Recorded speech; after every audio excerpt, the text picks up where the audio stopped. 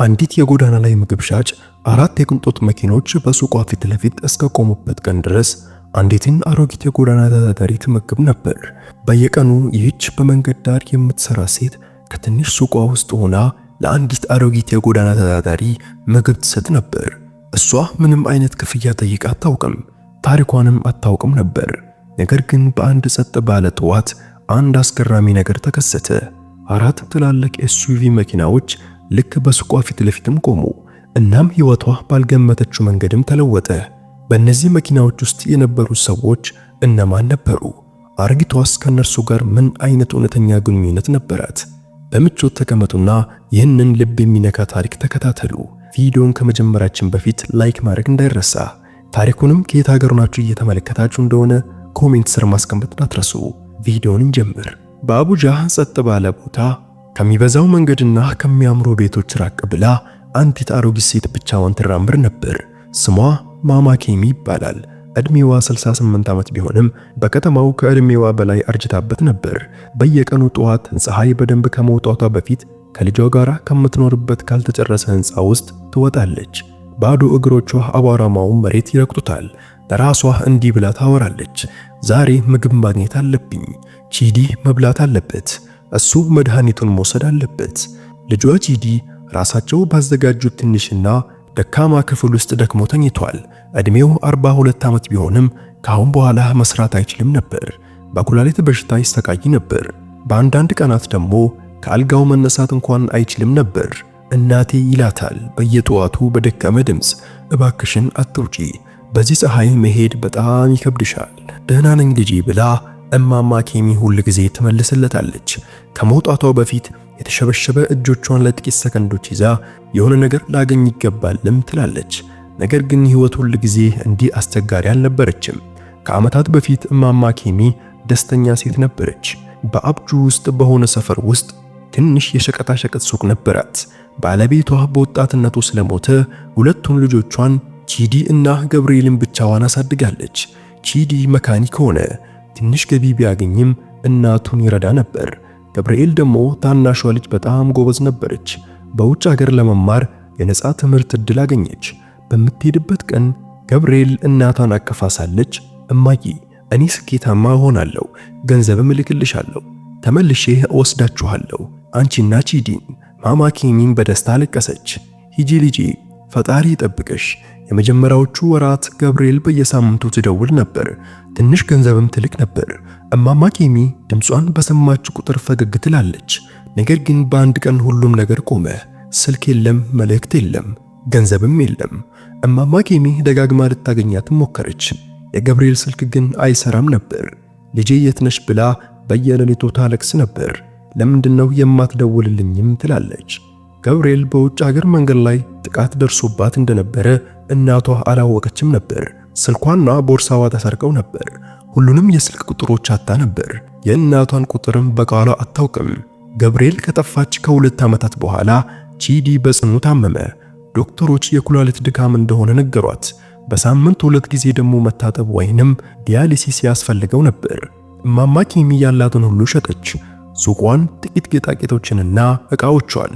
ግን በቂ አልነበረም። ቺዲ ሕክምናውን ማቆም ነበረበት። ሁኔታውም ተባባሰ። ትንሿን ቤታቸውን አጡ፣ ተባረሩ።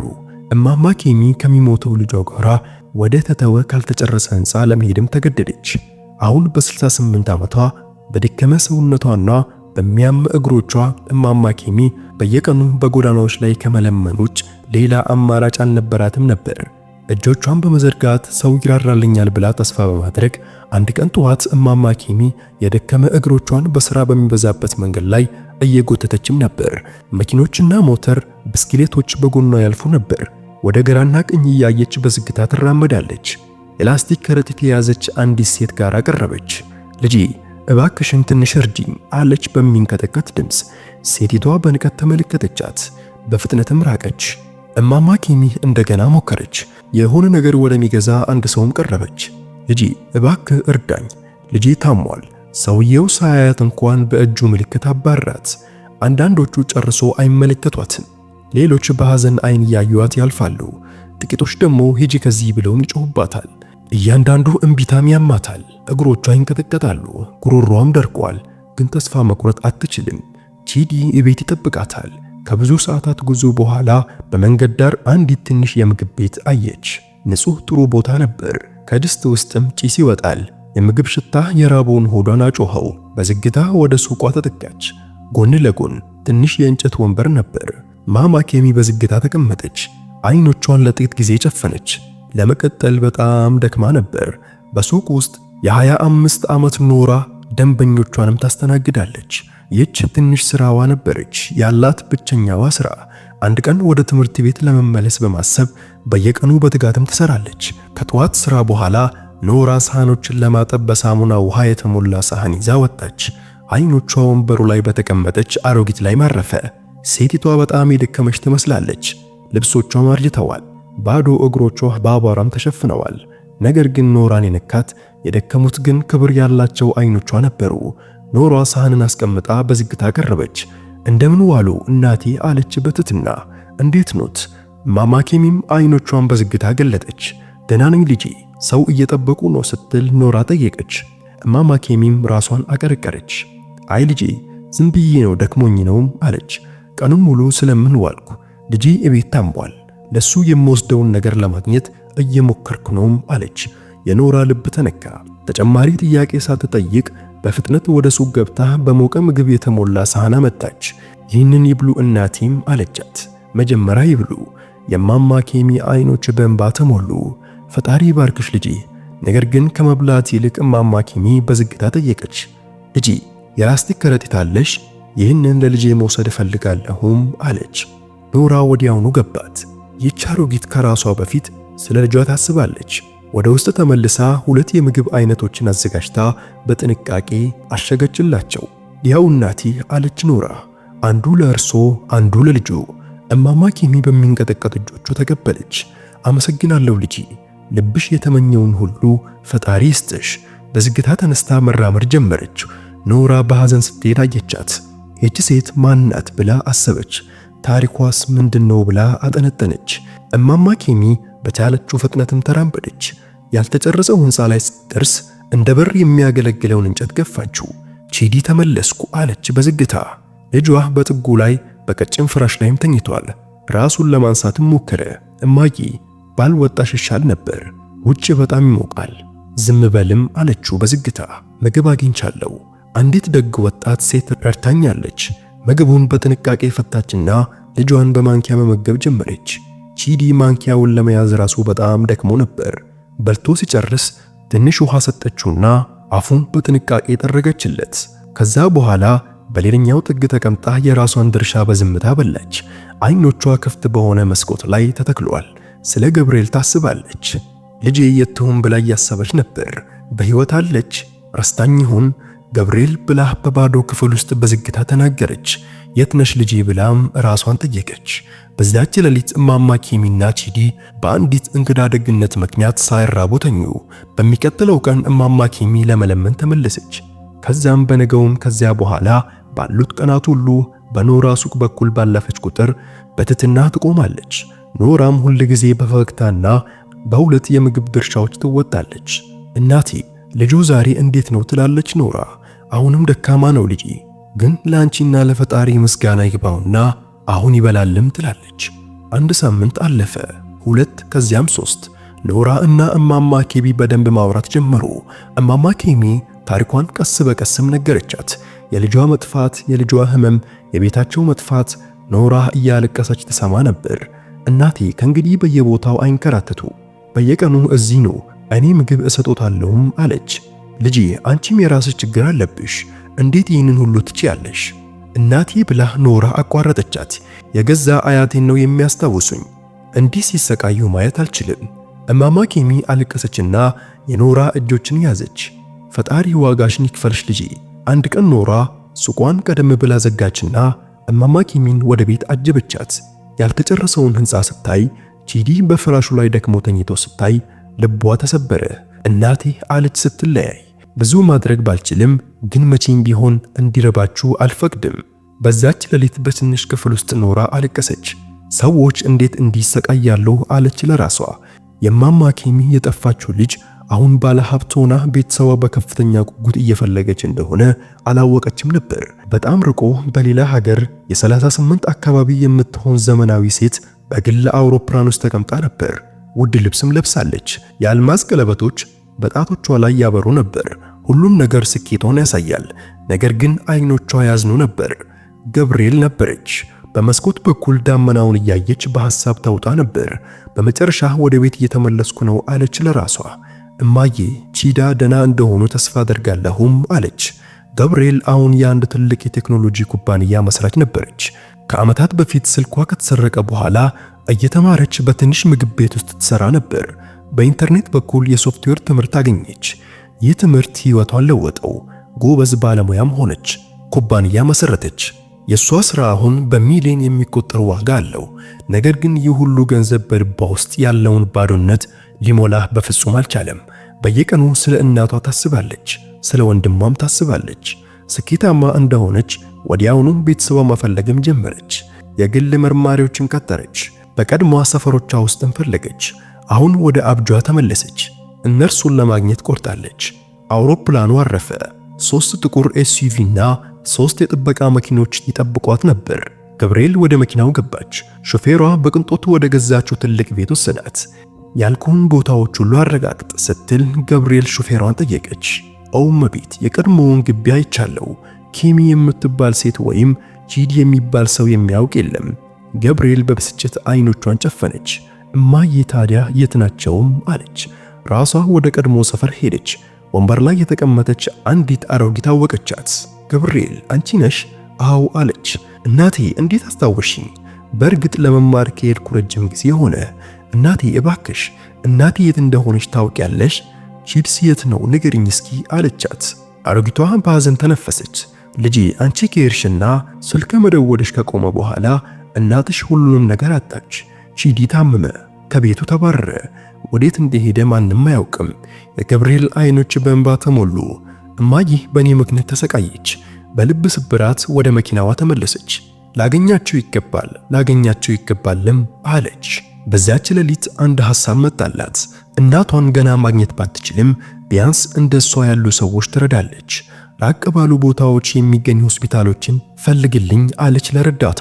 ለታመሙ ሰዎች እርዳታ ማድረግ እፈልጋለሁ። በሚቀጥለው ቀን ረዳቷ አንድ አድራሻ ላከላት። በአቡጃ ራቅ ባለ ቦታ የተደበቀ ትንሽ ሆስፒታል። እንሂድ አለች ገብርኤል። የገብርኤል ቡድን አንድ ኤስዩቪ እና 3 የጥበቃ መኪኖች በአቧራማ መንገዶች ውስጥም ተጓዙ። በጣም ድሃ በሆነ አካባቢ ውስጥ ነበሩ።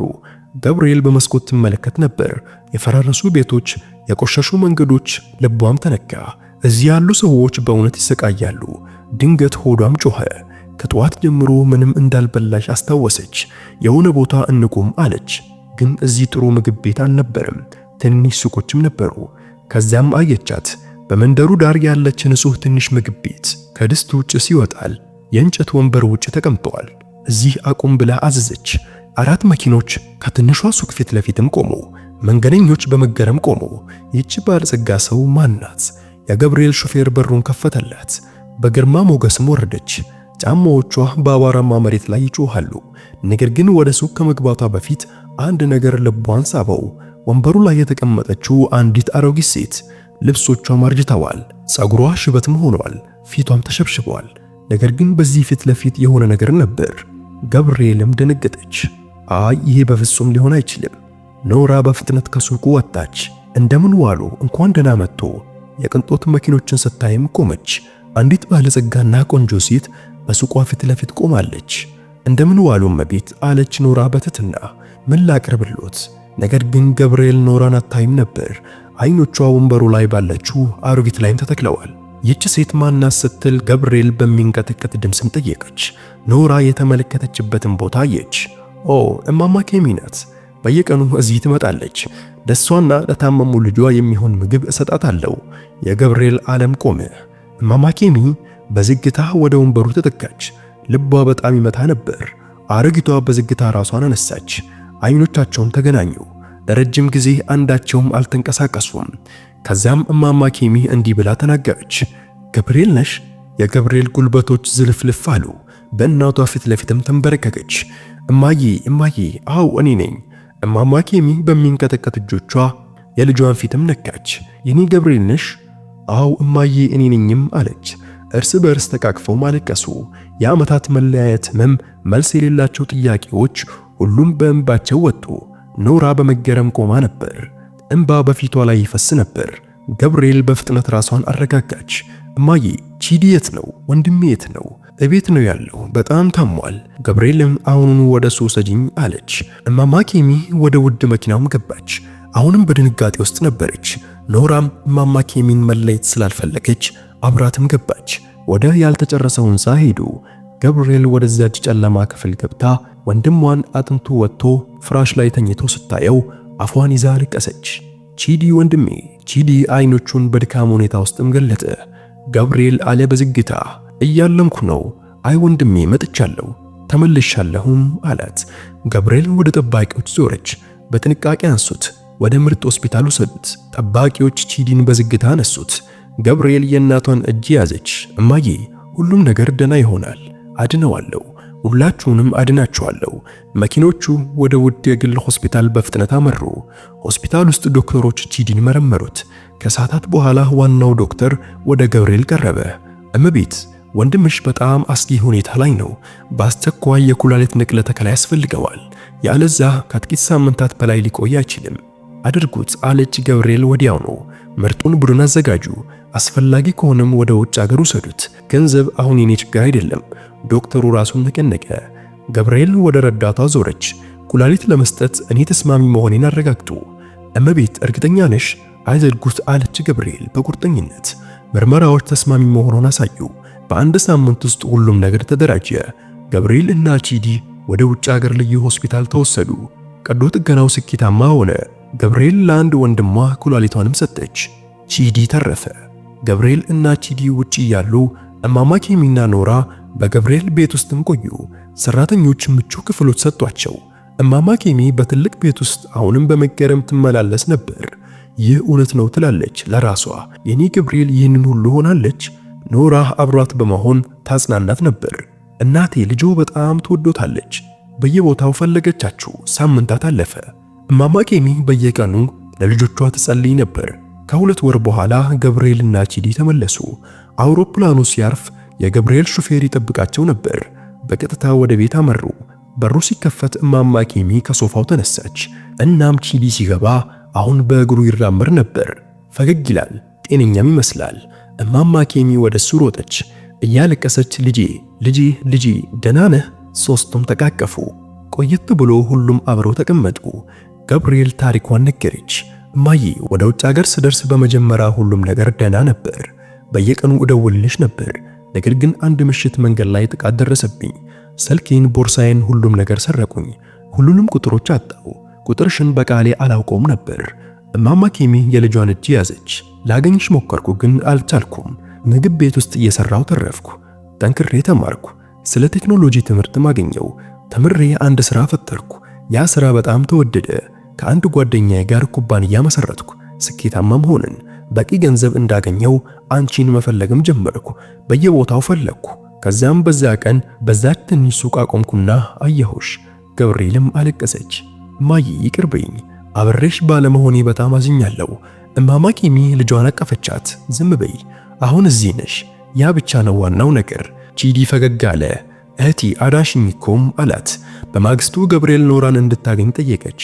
ኖራ አለች ገብርኤል፣ እናቴ ሁሉንም ነገር ነግራኛለች። በየቀኑ እንዴት ምግብ እንደምትሰጫት፣ ምንም በሌለበት ጊዜ እንዴት ትንከባከቢያት እንደነበረ። ኖራ ራሷን ነቀነቀች። እመቤት ትክክል የሆነውን ነገር ነው ያደረኩት። አይ አለች ገብርኤል፣ ከዚያ በላይ ነው ያደረግሽው። እናቴን አድነሻታል። እኔ እስካገኛት ድረስ በህይወት አቆይሻታል። ለጥቂት ጊዜ ዝም አለች። ኖራ የት ነው የምትኖሪው? አንዲት ትንሽ ክፍል ተከራይቻለሁ እመቤት። በህይወትሽ ምን ማድረግ ትፈልጊያለሽ? ወደ ትምህርት ቤት መመለስ እፈልጋለሁ እመቤትም አለቻት። የንግድ ሥራ መማርም እፈልጋለሁ። አንድ ቀን የምግብ ሱቄን ማስፋት እፈልጋለሁ፣ ግን ገና ገንዘብ የለኝም አለች። ገብርኤል ፈገግ አለች። ነገ ከኔ ጋር ነይ። በማግስቱ ገብርኤል ኖራን ጥሩ ሰፈር ወዳለ አንድ የሚያምር ቤት ወሰደቻት። ቁልፍም ሰጠቻት። ይህች ቤት ያንቺ ናት፣ ከእንግዲህ ኪራይ አትከፊም። የኖራ አይኖችን ፈጠጡ። እመቤት ይህ በፍጹም ለኔ አለች። እመቤት ይህንን በፍጹም አልችልም አለች። ትሻለሽ ታደርጊዋለሽም አለቻት። ከዛም ገብርኤል ወደ አንድ ትልቅ የንግድ ቦታ ወሰደቻት። ከፊታቸው የኖራ ወጥ ቤት የሚል ስም ያለው አዲስ ምግብ ቤት ነበር። ኖራ በመገረም አፏን ያዘች። ይህ የአንቺ ምግብ ቤት ነው አለች ገብርኤል። ሰራተኞችን ቀጥሬያለሁ፣ እነሱ ላንቺ ይሰራሉ፣ ሁሉንም ነገር ተከታታያለሽ፣ ነገር ግን በየቀኑ እዚያ መሆን አያስፈልግሽም። ገብርኤል አንድ ደብዳቤ ሰጠቻት። ምክንያቱም ወደ ትምህርት ቤት ትሄጃለሽ። ኖራ ኢንቨሎፑን ከፈተች። በአብጁ ዩኒቨርሲቲ የመግቢያ ደብዳቤ ነበር። ሁሉም ወጪዎችም ተከፍለዋል። ኖራ በእንባ ተዝለፍልፋለች። ፈጣሪ ይባርክሽ እመቤት። ከዛ በኋላ ገብርኤልም አቀፈቻት። አይ ኖራ፣ ፈጣሪ አንቺንም ይባርክሽ፣ ደግ ልብ አለሽ፣ ይህ ሁሉ ይገባሻል። እና ወራትም አለፉ። የሁሉም ሰው ህይወትም ተለወጠ። ጂዲ ሙሉ በሙሉ አገገመ። እሱ አሁን የገብርኤልን የበጎ አድራጎት ስራዎች ማስተዳደር ጀመረ። እማማ ኪሚ ከልጆቿ ጋር በትልቅ ቤትም ኖረች። ቀኖቿን በፈገግታና በጸሎት ታሳልፋለች እና ሰላምም አገኘች። ኖራ ዩኒቨርሲቲ ጀመረች። ምግብ ቤትም ተሳካላት። ቀን ትማራለች፣ ማታ ደግሞ ስራዋን ትከታተላለች። ህይወቷ በተስፋ ተሞላ። ገብርኤል ኩባንያውን ማስፋቷን ቀጠለች። ነገር ግን አሁን ድሃዎችን በመርዳት ላይ አተኮረች። ድርጅትም መሰረተች። አንድ ምሽት ቤተሰቡ ሙሉ በሙሉ ለእራት አብረው ተቀመጡ። እማማ ኪሚ ገብርኤልን፣ ቺዳንና ኖራን ተመለከተች። ፈጣሪ ታማኝ ነው አለች በዝግታ። በጣም ጨለማ በሆኑ ቀናት እንኳን በረከታችንን እያዘጋጀ ነበር። ገብርኤል የእናቷን እጅ ያዘች። እማዬ አንድ ጥያቄ አለኝ። ወደ ኋላ መመለስ ብትቺ የሆነ ነገር ትለውጪ ነበር። እማማ ኪሚ ለጥቂት ጊዜ አሰበችና ራሷን ነቀነቀች። አይ ልጄ፣ ያ ሁሉ ህመም ነው እዚህ ያደረሰን። የደግነትን ዋጋ አስተምሮናል። ወደ ኖራ ዞር አለችና አዲስ ልጅም ሰጥቶናል። ከ6 ወር በኋላ ገብርኤል ትልቅ ዝግጅት አደረገች። ብዙ ሰዎችንም ጋበዘች። የእማማ ኪሚ ፋውንዴሽን መክፈቻ ነበር። በመድረክ ላይ ገብርኤል ማይክሮፎን ይዛ ቆመች። ከጎኗ እማማ ኪሚ፣ ቺዳና ኖራ ነበሩ። ከ1 ዓመት በፊት አለች ገብርኤል፣ ባለጸጋ ግን ልቧ የተሰበረ ሴት ነበርኩ። የጠፋ ቤተሰቤን እፈልግ ነበር። ወደ ኖራ ዞረች። በዚህ ዓለም ውስጥ አሁን ደግነት እንዳለ ተረዳው። እንደ ኖራ ያሉ ሰዎች፣ ምንም ሳይጠብቁ የተራቡትን የሚመግቡ ሰዎች። ህዝቡ አጨበጨበ። ይህ ድርጅት የሁሉ መከራ፣ ያን ሁሉ መከራ ላለፈችው በእናቴ እማማ ኪሚ ስም ተሰይሟል። እንዲህም እውነተኛ ሀብት በልባችን ውስጥ መሆን ላሳየችን ኖራ መታሰቢያ ነው። በቀጥታ ወደ ካሜራው ተመለከተች። የሚሰቃይ ሰው ካያችሁ ፊት አታዞሩ። ትንሽ ደግነት ህይወትን ሊያድን ይችላል። በብዙ ሰዎች ፊት ለፊት እንባ ይፈስ ነበር። ኖራ በትምህርቷ ጎበዝ ሆነች። በየቀኑ ለጎዳና ተዳዳሪዎች ነፃ ምግብ ታዘጋጅ ነበር። ቺዲ አገባና ሴት ልጅ ወለደ። እማማ ኪሚ የመጨረሻ ዓመታትን በፍቅርና በሰላም አሳለፈች። ሁሉንም አጥቼ ነበር፣ ግን ፈጣሪ በብዙ መለሰልኝ ትል ነበር። ገብርኤል የተማረችው መቼም አልረሳችውም። መንገድ ላይ አራጋዊ ስታይ ትቆማለች፣ እናም ትረዳለች። እና በየዓመቱ እናቷን ባገኘችበት ቀን ገብርኤል ወደዛች ትንሽ መንገድ ዳር ሱቅ ትሄዳለች። ሱቋ አሁን የለችም። በቦታው አሁን ዘመናዊ መረጃ ማዕከል ተገንብቷል። ነገር ግን መግቢያ ላይ ገብርኤል እናቷ የተቀመጠችበትን ያንን አሮጌ ወንበር አስቀምጣለች። በላዩ ላይ እንዲህ የሚል ቃላትም ተጽፈዋል። በዚህ ወንበር ላይ አንዲት የደከመች እናት ተቀመጠች። አንዲት ወጣት ሴት ደግነት መረጠችና የሰዎችን ሕይወት ለዘላለም ተለወጠ። መቼም አትርሱ፣ ትንሽ ደግነት ተአምር ሊፈጥር ይችላል። ገብርኤል እነዚህን ቃላት ባነበበች ቁጥር ይህንን እውነት ታስታውሳለች። ሀብት ብዙ ነገሮችን ሊገዛ ይችላል፣ ግን ደግነትን በፍጹም ሊገዛ አይችልም። እናም መላውን ቤተሰብ ያዳነው ይህ ቀላልና ንጹህ ደግነት ነበር።